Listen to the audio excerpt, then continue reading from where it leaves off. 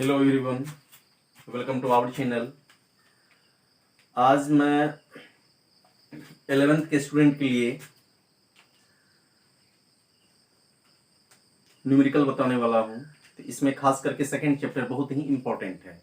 तो second chapter का सबसे पहले हम लोग नाम जान लेते हैं और एनसीईआरटी को क्यों पढ़ते हैं। एनसीईआरटी का ए से जेड सवाल आपको सॉल्व करना चाहिए, और यदि आप एनसीईआरटी सॉल्व नहीं किए तो कुछ आप सॉल्व नहीं किए। और एनसीईआरटी के सवाल में ए टू जेड बनाइएगा तो आपको सही कॉन्सेप्ट देगा। और प्राइवेट भी बनाइए, ऐसा बात नहीं कि प्राइवेट नहीं बनाना है, प्राइवेट लेटर्स। तो एनसीईआरटी सवाल आपके कंपटीशन के लिए बहुत बड़ा मायने रख लेता है। तो एनसीईआरटी। और एक बात है, इसके साथ बहाना कोई नहीं ढूंढिएगा। बहुत स्टूडेंट बहाना ढूंढ लेते हैं कि 11th में समय कम था इसके लिए छोड़ दिए, उसका कोई सुनने वाला नहीं है। समय कम है तो आप अपना समय बढ़ाइए, और 12th में डायरेक्टली 12th ऐसा नहीं कीजिएगा। 11th ए से जेड सवाल को सॉल्व करना है एट फर्स्ट। तो एनसीईआरटी जो है, इसका खास करके सेकंड चैप्टर जो लेते हैं हम लोग, second chapter units and measurements. क्या नाम है? Units and measurements. यूनिट्स और मेजरमेंट्स।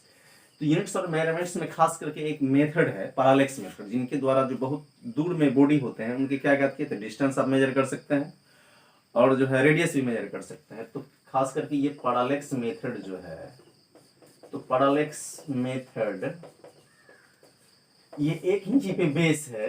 वो है क्या कि angle equals arc by radius. तो इसी पे बेस है। कोण बराबर चाप बटे त्रिज्या, कोण बराबर चाप बटे त्रिज्या पे आधारित है। तो एंगल बराबर आर्क को बी मान लेते हैं, रेडियस को डी मान लेते हैं, और एक फॉर्मूला है alpha equals small D by. इसी पे आधारित है। इसको ऐसे भी आप मेजर कर सकते, देख सकते हैं। ये एंगल हो गया और ये डी हो गया। इसी पे कोई ऑब्जेक्ट लग जाता है। इसका काम है कि जो बहुत दूर तारा है, ग्रह है, उपग्रह है, उनकी दूरी को ये ज्ञात कर लेते हैं। और सबसे पहली बात, जहां पे ट्रिग्नोमेट्रिक रूल काम नहीं करता है तो वहां पे कौन मेथड यूज आता है? Parallax method. और ये एक्यूरेसी है इसमें। तो सबसे पहली बात, ये मेजरिंग क्या करता है? ये मेजरिंग करता है आपको लार्ज डिस्टेंस। और क्या मेजरिंग करता है? स्मॉल डिस्टेंस में मेजरिंग करता है, स्मॉल डिस्टेंस को मेजरिंग करता है। यही है। चलिए अब हम लोग न्यूमेरिकल को स्टार्ट करते हैं।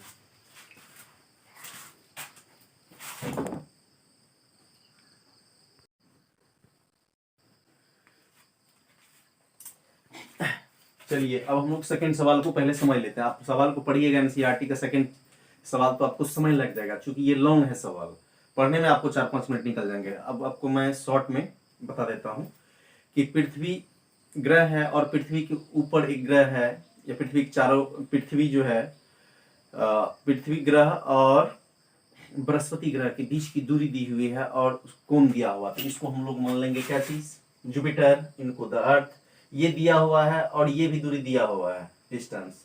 तो आपको निकालना है इसका व्यास ज्ञात करना है। क्या ज्ञात करना है? जुपिटर के यानी बृहस्पति ग्रह का व्यास। तो व्यास कैसे ज्ञात करेंगे? तो सबसे पहले गिवन एंगल जो है ये आर्क सेकंड में दिया गया, तो इसको तुरंत क्या करेंगे? बदल लेंगे 60 गुना।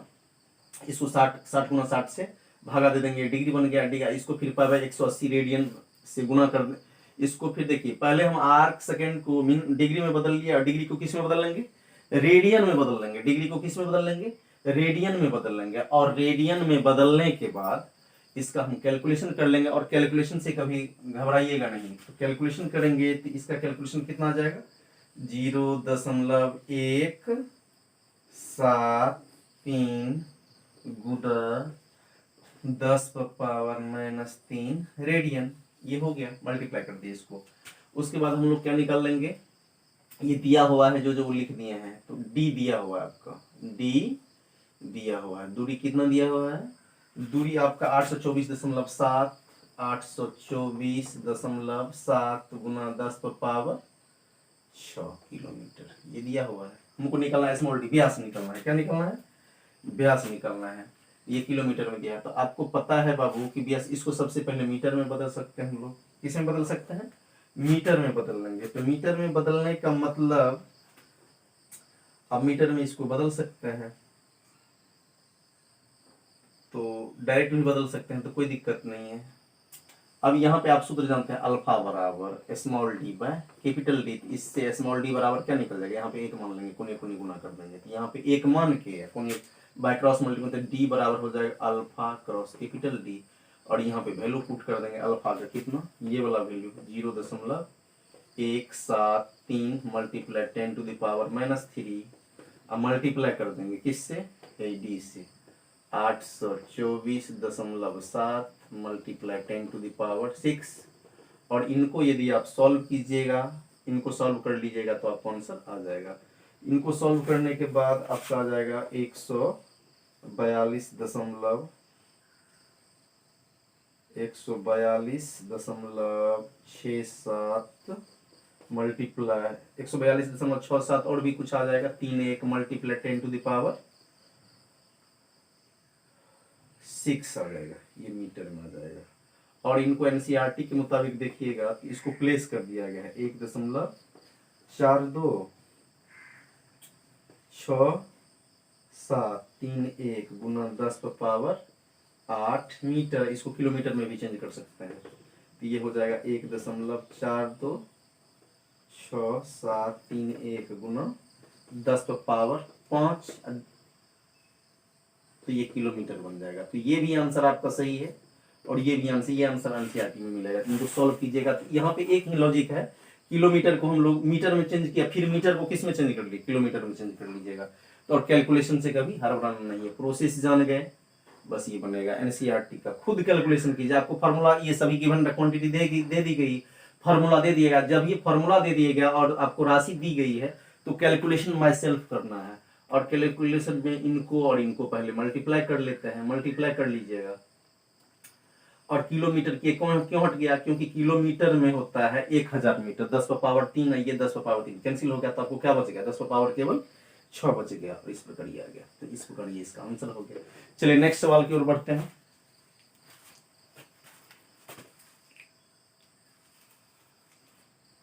तो वीडियो पे ही रहिएगा। नेक्स्ट सवाल क्या है आपको, इसको थोड़ा मीटर में पड़ेगा, मीटर देते हैं।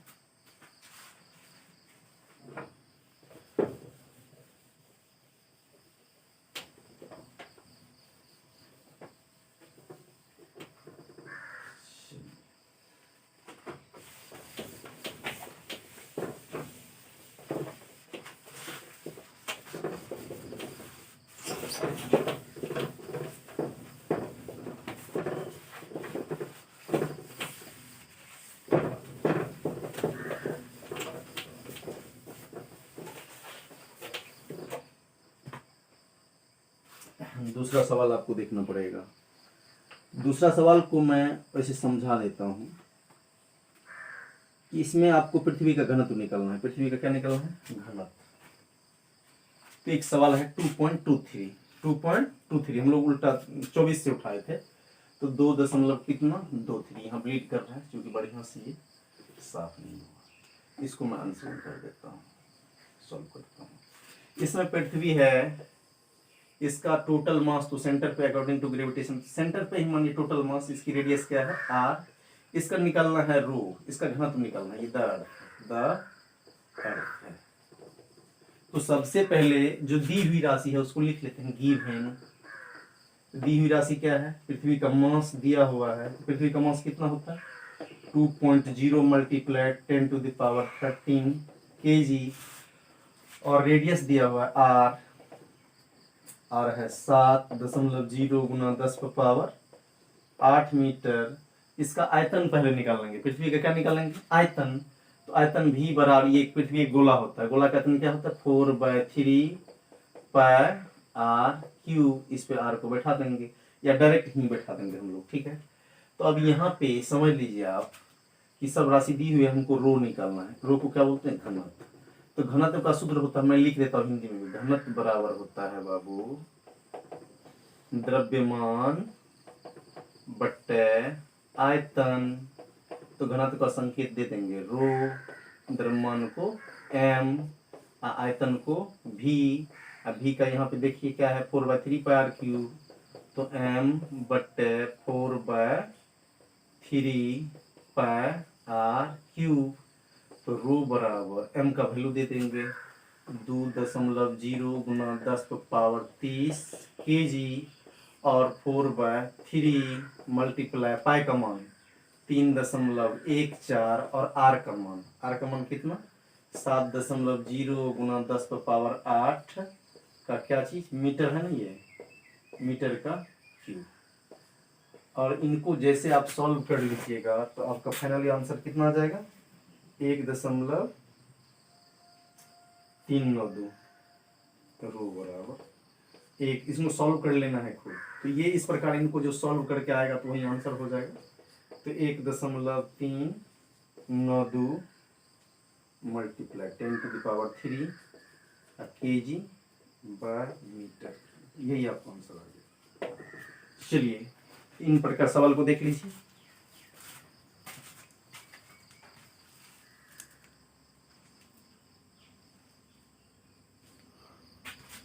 तो यही आपका सवाल रहा। आज की क्लास में केवल 2 सवाल दिया मैंने, और एनसीईआरटी पहले एनसीईआरटी भी सॉल्व करना है, प्राइवेट भी सॉल्व करना है, लेकिन एनसीईआरटी का ए से जेड सवाल याद रखिएगा कि बनाना है आपको और प्रोसेस में जाना है। कैलकुलेशन बहुत हार्ड मिलेगा आपको, तो कैलकुलेशन हार्ड से आपको घबराना नहीं है। तो आज की क्लास को यहीं तक रहने दीजिए, मिलते हैं नेक्स्ट वीडियो में। Thank you all of you.